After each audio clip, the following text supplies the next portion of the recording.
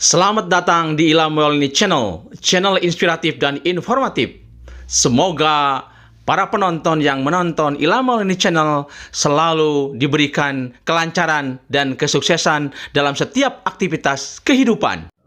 Assalamualaikum warahmatullahi wabarakatuh. Waalaikumsalam warahmatullahi wabarakatuh. Alhamdulillah pada kesempatan ini saya Daniel Haq, peminatan S2 Peminatan Jiwa Magister Keperawatan Universitas Pajajaran.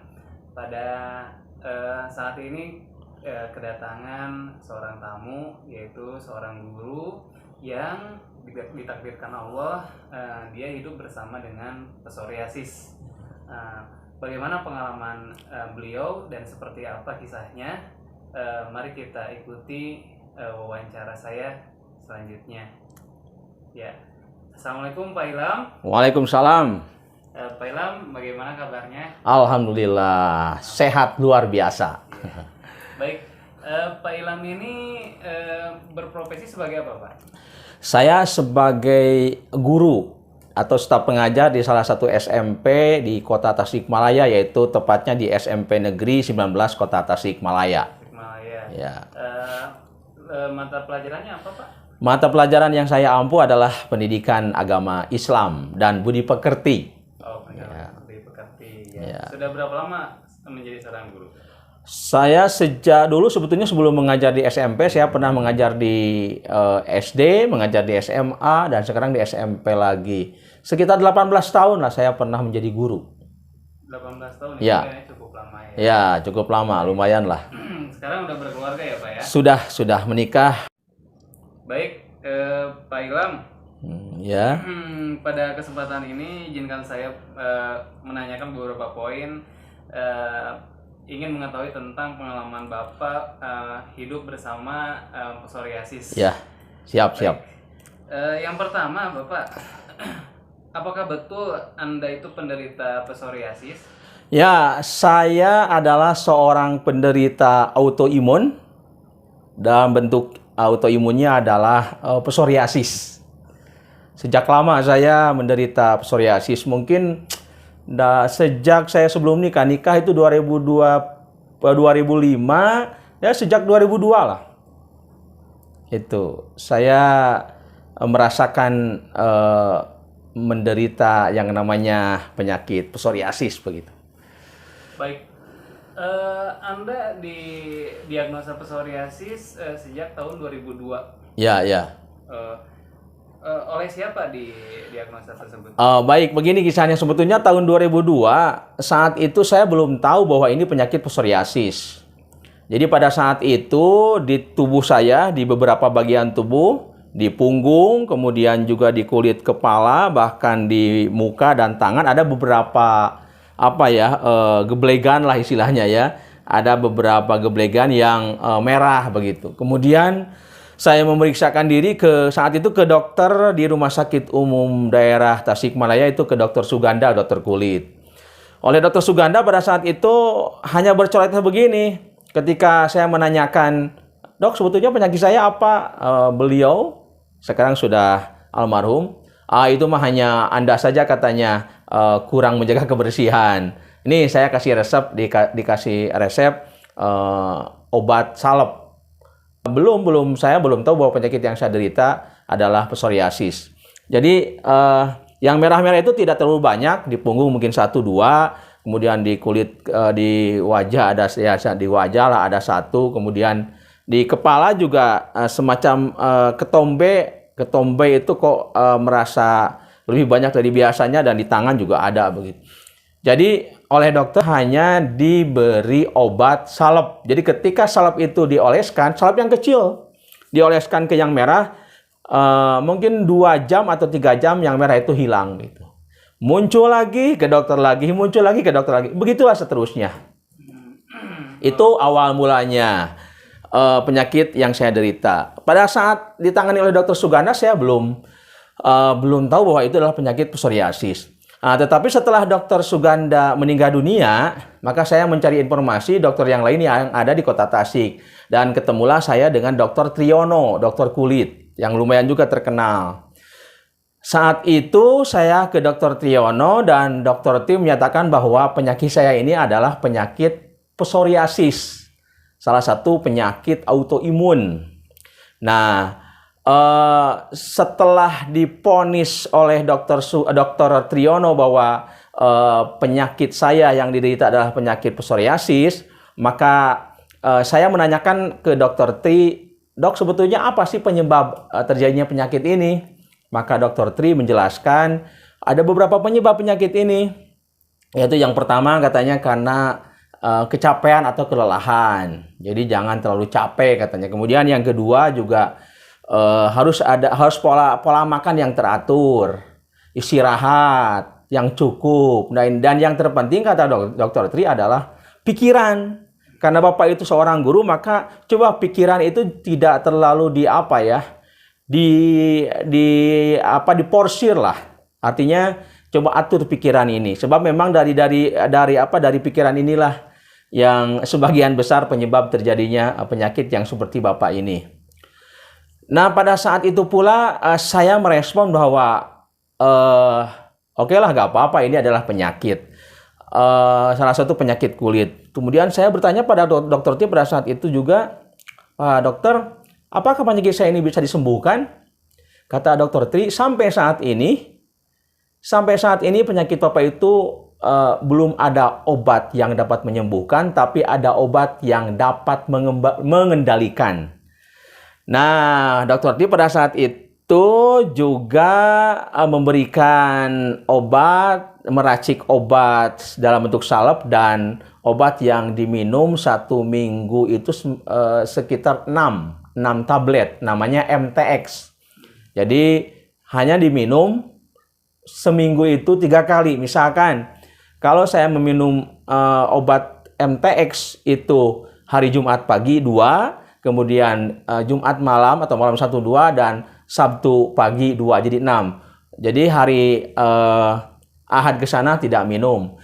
Tetapi untuk salep 1 hari itu 2 kali, pagi dan malam. Itu juga di Dr. Tri.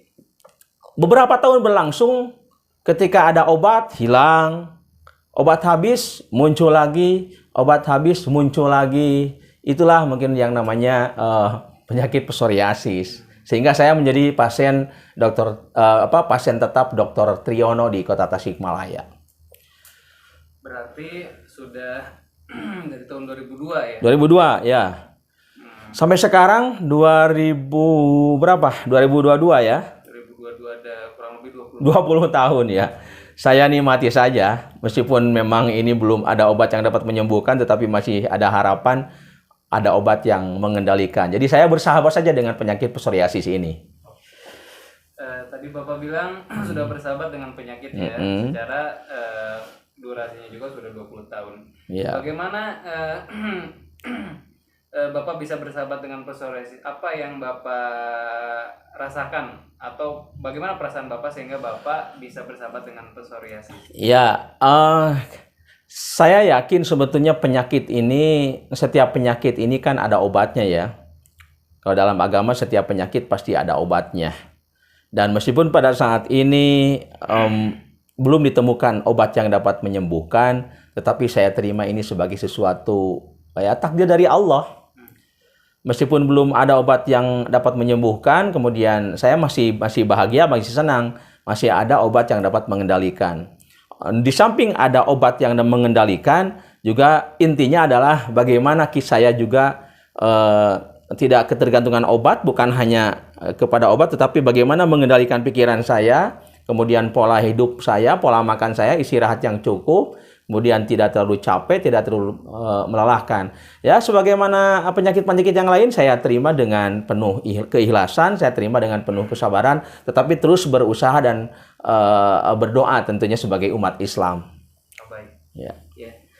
Selama kurang lebih 20 tahun tersebut, apakah Bapak pernah dirawat di rumah sakit karena penyakit tersebut? Ya, saya pernah dirawat di rumah sakit. Kapan?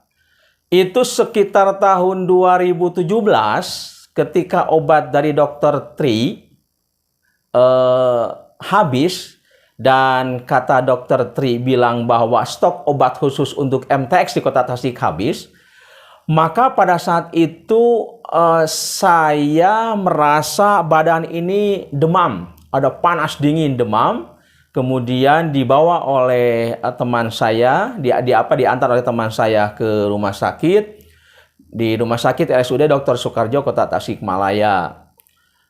Sekitar 3 hari lah saya di rumah sakit. Pada saat itu ternyata selama 3 hari itu, kalau dulu waktu awal-awal penyakit psoriasis ini hanya merah-merah di sebagian tubuh. Tapi ketika tahun 2017 masuk ke IGD, kemudian masuk ke ruang perawatan, itu di sekujur tubuh, ini dari atas di sini nih, dari atas kecuali muka, sampai ke bawah ke kaki itu muncul pustula-pustula istilahnya, istilah dalam medis itu. Artinya apa? Nanah-nanah kecil. Ya, nanah-nanah kecil di sekujur tubuh, sehingga setelah saya didiagnosis bahwa ini adalah semacam perubahan dari dulu yang hanya merah-merah sedikit, sekarang menjadi banyak. Jadi nanah kecil-kecil saja. Jadi itulah yang menyebabkan badan saya panas. Sebetulnya bukan demam yang menyebabkan munculnya nanah-nanah kecil itu, tetapi justru nanah-nanah kecil itulah yang menyebabkan saya panas. Dan saat itu kebetulan Dr. Tri juga masih aktif di RSUD Dr. Soekarjo dan ditangani oleh Dr. Tri. Seperti biasa, Dr. Tri hanya memberikan salep. Kalau obat MTX pada saat itu di Kota Tasik sudah habis. Dan ternyata Dr. Tri merekomendasikan, karena beliau sudah tidak sanggup barangkali untuk merawat saya, ataupun karena tidak tersedia fasilitas untuk merawat saya di Kota Tasikmalaya, beliau merujuk saya ke Rumah Sakit Hasan Sadikin Bandung. Dan selama 3 hari saya di Rumah Sakit Dr. Soekarjo Kota Tasik, kemudian dirujuk ke Rumah Sakit Hasan Sadikin Bandung. Saya teringat saya dibawa oleh ambulan setelah maghrib dari RSUD Dr. Soekarjo Tasik ke RSHS Bandung. Ya sekitar pukul 8 atau 9 lah. Saya tiba di sini selama 1 jam di IGD, dan setelah 1 jam saya ditempatkan ke ruang perawatan, di kamar perawatan. Namanya saya masih ingat, namanya ruang khusus penyakit kulit, yaitu Amarilis. Nah, di ruang itulah saya dirawat selama hampir 2 minggu kurang lah, selama 12 hari. Dan yang membuat saya optimis sembuh adalah ketika ada dokter kulit spesialis psoriasis di RSHS yang pada malam itu ketika saya masuk ke kamar perawatan, datanglah dokter, saya masih ingat namanya Dr. Daivina. Terima kasih Bu Dr. Daivina. Semoga tetap sehat juga Bu Dokter. Beliau bilang, "Pak, Bapak itu memang menderita psoriasis yang agak berat, tapi tenang Pak. Tahun yang lalu ada juga penderita psoriasis seperti Bapak, tapi lebih berat dari Bapak, sampai ke muka. Tapi Alhamdulillah sampai sekarang dapat dikendalikan dan bersih dari muka sampai ke bawah itu. Bapak insya Allah harus optimis, Bapak juga akan bersih. Meskipun memang belum ada obat yang menyembuhkan, tapi minimal yang bisa membersihkan badan Bapak dari pustula-pustula itu." Saya pada saat itu tersugesti. Ini dokter luar biasa ini, mensugesti saya bahwa saya harus tenang, tidak usah panik, karena memang ada pasien yang tahun lalu juga seperti saya yang lebih berat. Dan pasien tersebut juga bisa dikendalikan penyakitnya sehingga bersih kulitnya. Saya pun optimis. Itu di rumah sakit, dan saya juga teruskan nih pengalaman di rumah sakit ya, Daniel. Di rumah sakit itu saya diberikan treatment. Yang pertama, selama setiap pagi dan sore hari, badan saya di pagi hari itu harus tidak memakai pakaian selai pun. Kemudian oleh perawat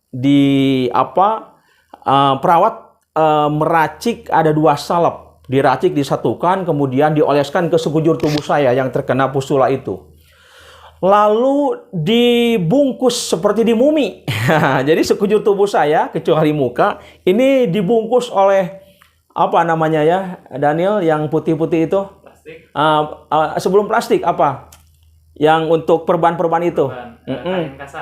Kain kasa. Semuanya dari atas sampai ke bawah ini kain kasa. Jadi setelah dioleskan ke seluruh tubuh itu apa namanya salep-salep itu, kemudian dibungkus oleh kain kasa seperti mumi saja. Lalu setelah kain kasa lalu dibungkus terakhir oleh plastik supaya kain kasa itu tidak jatuh. 2 jam selama di pagi hari dan itu diulangi lagi nanti di sore hari selama 2 jam. Setelah 2 jam itu dibuka dan ternyata luar biasa ini. Pelan-pelan pustula-pustula yang ada di tubuh saya, ibaratnya kalau rekan-rekan atau pemirsa sedang mengepel, ada debu-debu yang hitam atau ada kerikil-kerikil kecil yang hitam, itu tersapu oleh empelan, oleh kain pel. Ini juga sama. Jadi pustula-pustula itu seperti apa ya, tersapu oleh perban-perban itu yang putih itu, yang kayak mumi itu. Jadi ketika dibuka pelan-pelan sudah agak bersih, tersapulah, sehingga pustula-pustula itu pelan-pelan itu tidak ada lah gitu.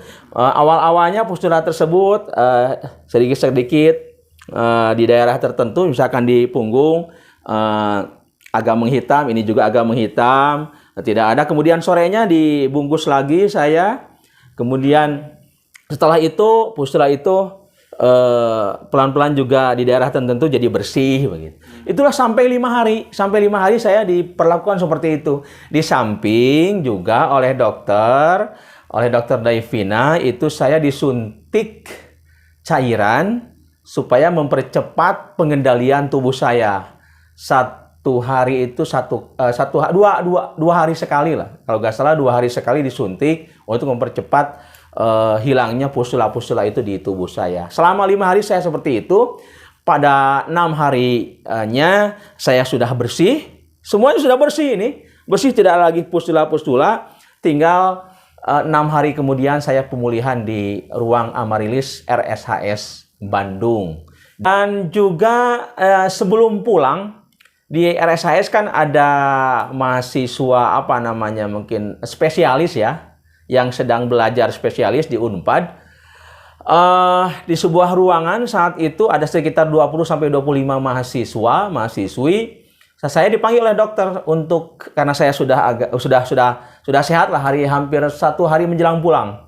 Saya disuruh oleh dokter untuk ke ruangan itu, dan ternyata saya disuruh oleh dokter beserta dosen untuk menerangkan atau mengisahkan pengalaman saya sejak menderita psoriasis sampai sekarang. Dan saat itu sekitar setengah jam lah saya menjelaskan kepada para mahasiswa yang sedang mengambil program spesialis penyakit kulit. Kemudian juga ada dialog dengan saya. Ya lumayan lah saya bisa berbagi. Nah itulah hikmahnya, di balik musibah ada hikmahnya. Salah satu hikmahnya sudah terasa di RSHS pun saya dapat dikatakan dosen tamu dadakan lah. Dan pada hari yang ke-12 saya di ACC untuk pulang, tetapi diberikan dulu semacam wejangan atau nasihat oleh dokter. Bukan hanya dokter Daivina, tapi ada juga dokter yang satu lagi, yaitu dokter Hartati. Jadi atasannya mungkin dokter Daivina, memang dokter yang sangat ahli dalam bidang psoriasis, bahwa jangan lupa 2 minggu kemudian harus kontrol ke sini. Lalu juga sekali lagi, Bapak sebagai guru katanya, coba pikiran jangan terlalu diporsir, mengajar yang yang enjoy saja. Kemudian pola makan, pola hidup, istirahat yang cukup, jangan lelah, juga harus diatur sedemikian rupa. Insya Allah Bapak dapat mengendalikan. Selama 1 tahun saya kontrol, dan yang terakhir itu di tahun yang terakhir itu sekitar 2018, kata Dr. Hatati, untuk ke depan kontrolnya sudah diperbolehkan di daerah masing-masing, artinya di Rumah Sakit Umum Dr. Soekarjo Kota Tasikmalaya. Dan kontrol di Dr. Soekarjo juga tidak terlalu lama, mungkin hanya 3 atau 4 bulan, karena pada berikutnya saya sendiri ternyata bisa mengendalikan diri. Walaupun kalau saya muncul ada dikit-dikit, saya bisa merawatnya dengan sendirilah, artinya merawat diri sendiri, karena memang saya sudah tahu ketika di RSHS melihat perawat saya, otomatis apa yang dilakukan perawat, apa yang dilakukan dokter, saya merekamnya, saya mengingatnya, sehingga ketika saya di rumah ada misalkan muncul sedikit-sedikit, meskipun sampai sekarang juga ada muncul, tapi saya bisa merawatnya sendiri begitu dengan obat yang ada. Itu cerita saya pernah di rumah sakit gitu. Baik, luar biasa ya Bapak ya. Ya. Baik Pak, kembali sebagai profesi Bapak sebagai guru. Iya, iya. Bisa Bapak ceritakan pengalaman Bapak nih selama proses sebagai seorang guru Ya. bersama psoriasis, apa ada hal yang menarik dan bagaimana Bapak melihat atau memandang atau berdamai dengan psoriasis ini? Ya. Memang saya menerima ini sebagai takdir dari Allah Subhanahu wa taala, dan saya berusaha bahwa saya harus bisa mengambil hikmah dari penyakit yang saya derita. Sehingga saya rekam, saya ingat apa yang dilakukan dokter, apa yang diucapkan dokter, dan apa yang dilakukan perawat kepada saya. Jadi ada sebuah ungkapan, di setiap musibah pasti ada hikmah. Karena ini adalah musibah penyakit, maka saya banyak mengambil hikmahnya. Dan itu. Nah, kemudian tadi tentang guru ya. Saya setelah pulang dari rumah sakit, ya saya masih terngiang-ngiang dari ucapan dokter, baik dokter Tris maupun dokter yang di rumah sakit, bahwa penyakit ini memang belum ada obat yang menyembuhkan, tapi Bapaklah yang mengendalikan, dan hanya obat yang ada itu hanya bisa mengendalikan, di samping Bapak sendiri yang utamanya yang bisa mengendalikan. Nah, sejak saat itu saya sebetulnya sudah menerima ini. Saya yang menderita psoriasis ini harus bersahabat dengan penyakit.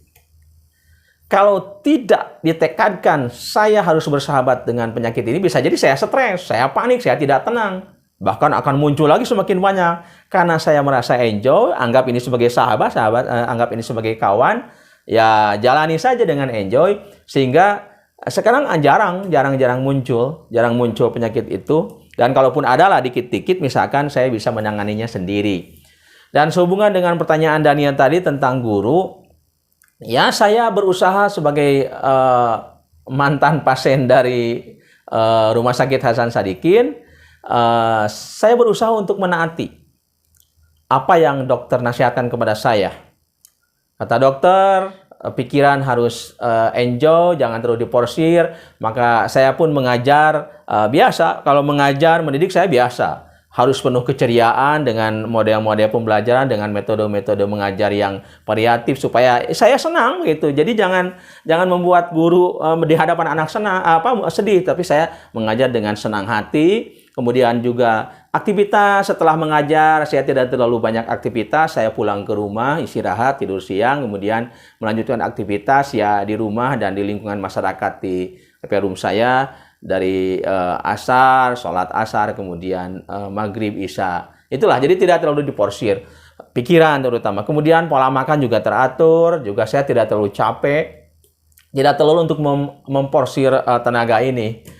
Dan memang dulu saya sempat, mungkin tadi agak kelewat. Jadi sebelum saya ke Rumah Sakit Dr. Soekarjo, itu sebelum ada demam itu, saya diutus oleh Kementerian Agama harus mengisi pelatihan di Bengkulu. Karena mungkin Bengkulu cuacanya kebetulan di dekat pantai, cuaca panas, kemudian istirahat kurang, juga makan saya mungkin agak kurang teratur. Pikiran melatih juga agak capek. Pulang dari Bengkulu, di Bengkulu selama 3 hari, ya itu terjadilah demam, panas, dingin, demam. Kemudian saya sampai ambruk ketika datang ke rumah itu, di kasur ambruk. Kemudian besoknya saya diantar oleh teman tadi ke Rumah Sakit Dr. Soekarjo. Itu baik. adanya. Baik Pak. Jadi intinya untuk mengendalikan psoriasis ini Iya. salah satunya harus jangan terlalu diporsir ya dari segi Ya, betul. fisik, psikis. Fisik, psikis, kemudian pola makan, ya pola hidup aja, pola hidup. Pola hidup. Terutama kata dokter itu ini dari ahidannya dari pikiran. Pikiran. Jadi pikiran itu memang harus relax, enjoy.